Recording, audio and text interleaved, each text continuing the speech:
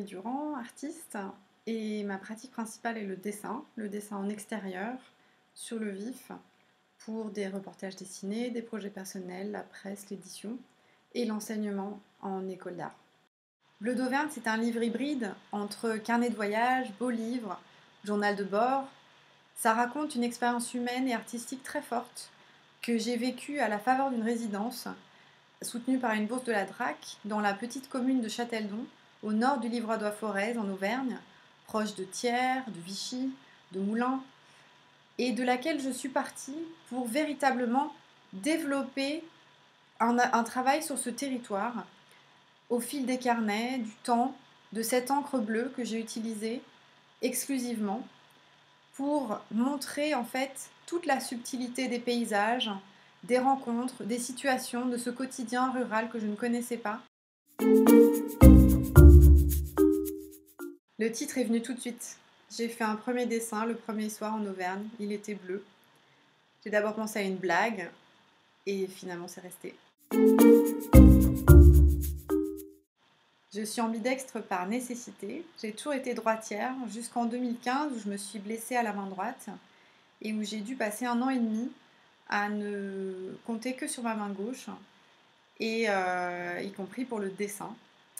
Ce qui a été très compliqué parce que c'est un tout autre travail, une sensibilité très différente, mais qui est aussi très intéressante parce que ça libère certaines choses. On ne pense plus à l'objectif.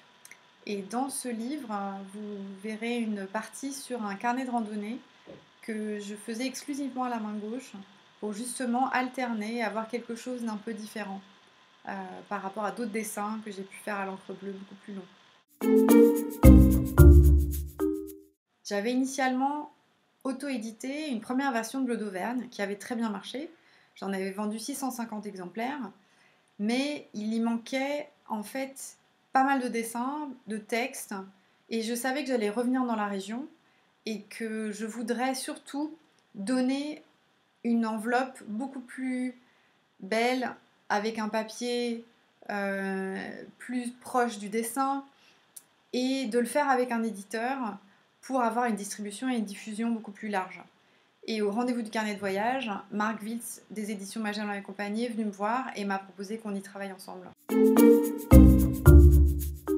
J'ai publié plusieurs fois dans le bout du monde. La première fois, c'était avec un carnet du Vietnam, il y a 7 ans, qui a été suivi par New York, les Balkans, plus récemment l'Auvergne. J'ai fait des couvertures, je les ai conseillées aussi artistiquement pour différents sujets. Et c'est une revue à laquelle je tiens beaucoup. Son équipe est passionnée. William Moxion, le rédacteur en chef, est vraiment quelqu'un de très curieux qui a porté beaucoup de personnes et à qui je dois beaucoup. Le dessin, c'est comme la course, c'est comme la musique. Il faut s'entraîner tous les jours, entraîner son regard, observer, analyser, prendre des risques, faire des choses qu'on n'a pas l'habitude de faire, choisir un autre matériau, changer de main, et surtout ne pas avoir peur de rater, ne pas avoir trop d'objectifs, trop d'ambition, et juste faire et continuer à faire.